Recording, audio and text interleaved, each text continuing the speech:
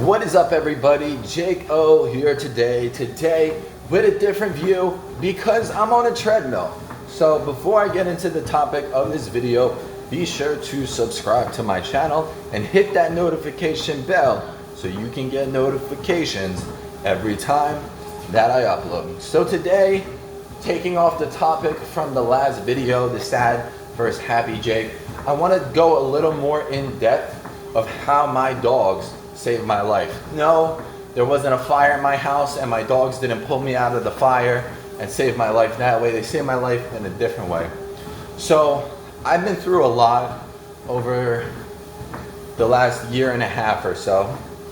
I went from owning a home, and the reason why I left that home is because the taxes on that property when I first bought it was paying taxes only on the land. So then I started paying taxes on the property. Little did I know my mortgage went up $1,200. It was at that point where it was just too high. We're talking a lot of money for a mortgage. So then I said to myself, no, I want to build my dream home in an area where it costs less to live and have the home that I always wanted. So I built a home 3 months before closing, and $33,000 invested into this home. I find out that I can't get it. So I sold my house. I'm at my parents' house for about 4 or 5 months. I find out I don't get my dream house that I've been watching for 10 months, looking at every single day with pictures in front of me, visiting in Wesley Chapel, Tampa about 5 times, which is like a 4.5-hour drive, to find out you don't get this house, right? So not only that, but before I even signed the contract on the house, I struggled with depression because my relationship was failing. So over the course of those 10 months, I tried to keep my head up high. I tried to be happy and excited for my new life in a new place by myself. And then I find out that I don't get it. So now I'm stuck in my parents' house. I find out about this new city, west of Port St. Lucie. And the houses are even cheaper. So I find a house that's about $100K less than the house in Tampa and about $200K less than the house that I sold. Keep in mind, I don't have a house. So I get the inspection, get a new mortgage broker, get an appraisal, put $5,000 down. 3 days before closing, they say, you're denied for the mortgage. I'm not going to get into why I was denied for the mortgage. I know why I was denied for the mortgage, and I asked about it ahead of time and they told me I was fine. So, false promises. I managed to get my $5K deposit back. I lose my $1,000 between the appraisal and the inspection, and guess what? Still at my parents' house with all my stuff packed, ready to move. I had lows in my life. I had struggles in my relationship, in my marriage. But at this point, that was it. And I went to the point where I said to my sister, I called my sister up, and I said, I can't live anymore. I said to her, I said, I have 4 dogs that I love to the end of the world, and I really don't want to do this because I know that if I'm gone, where will my dogs go? Where will my dogs be? So I said to her, I said, I'll give you all my money, everything that I have, and all I ask is you take care of my dogs like they're your children.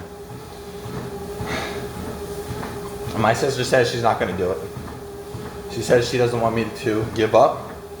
And I knew I wasn't going to offer it to my parents because my parents would not take care of my dogs, take my money and use it for themselves. I knew that was going to happen. So there's times where I went home, cried, looked in the mirror, wasn't satisfied. How I knew I was depressed, I didn't want to wake up. I didn't want to do anything. Everything in my life felt like it was going to go wrong. It was going to become a negative, just like what happened with the housing situation. Now, housing might not be as important to everybody else, but being comfortable in a home that you love is one of the most important things to me. Very important. So even though I was sad, even though I was crying, even though I was mad, even though I yelled at them, guess who was by my side that entire time? All 4 of my dogs. Kissing me, holding me, hugging around me, laying around me, always there for me. No matter what I said to them, no matter what I did to them, they were always there for me. So I'm not just giving up on my own life, I'm giving up on 4 other lives that are very important to me.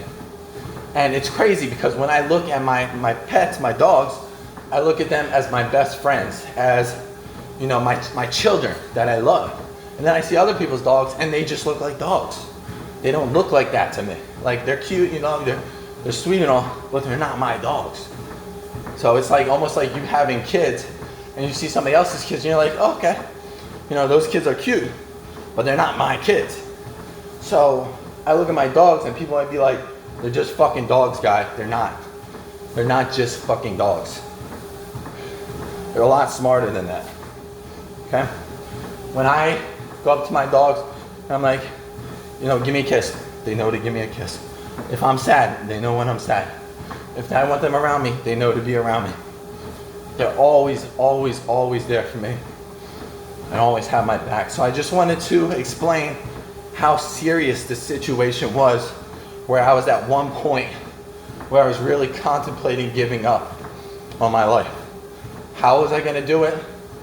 Probably just taking a freaking bunch of pills and just going to sleep for the rest of my life, because I didn't want to cause damage to myself and then have to live with that the rest of my life if it fails. That would really, really suck. I mean, it could be the same way with pills, but you lock your house, you overdose your pills, find you 24, 48 hours later. That's it. So, I look my dogs in the eye. It's not that I was scared to do it, because I'm not scared to do it. I was scared to give up on 4 things, 4 beautiful animals that care so much about me, so deeply about me, just to give up and hope somebody takes care of them with the money I give them. Chances are it wasn't going to happen. So, for anybody who's struggling with depression, and people told me this all the time, pull through. It gets better. There's always a light at the end of the tunnel. When there's stuff that's worse and you're all the way at the bottom, how do you go lower than the bottom? There's only up. So, I persevered. I ended the relationship that I was in. I met someone who makes me happy, who loves my dogs, who loves me. And I'm in a home, even though it's not mine, even though I'm renting it. I still feel comfortable. I still love it. And I'm enjoying my life, not the sad, depressed life. So I've been, how you say, anti-depressed for a good 3 months now. And I feel great. And I would never want to go back to that situation again. I would never take my life for granted again. That's why I'm selling my motorcycle. And you just got to pull through. I'm going through complicated things. I'm dealing with my hernia that I've been suffering since the beginning of the year. And it's causing me a lot of complications with stomach problems, with bladder problems, with breathing, even though people don't think it has to do with breathing. I don't breathe like I used to. So, not only that, I'm afraid to get a surgery based upon the video I've seen. So it's a little bit scary. And plus, the funds that I have are going towards something else, so I don't have the funds for the surgery. And there's other things I struggle with too. A lot of back taxes. Gotta pay those off. So, but I'm not gonna fret. I'm not gonna be scared. I'm gonna live my life. I'm gonna enjoy every single day at a time. I'm gonna keep my head up high, knowing that I have someone who loves me, knowing I have dogs who love me. And just because when you're depressed and you think that you can give up on your life and you think that nobody loves you, there's people who love you. Even if you don't want to think it. But at the same time, I looked at as everybody as an enemy. And I didn't want anybody to love me, because I didn't want to put the burden on them. When I give up, they're like, oh, he gave up, I loved him so much. I didn't want to put a burden on anybody else. So I acted like I didn't care about anybody. That's the way I lived my life. And that's not the way you should live yours. I'm Jake, guys. Hope you guys enjoyed this story time on the treadmill. Hope you all have a blessed day. Take care.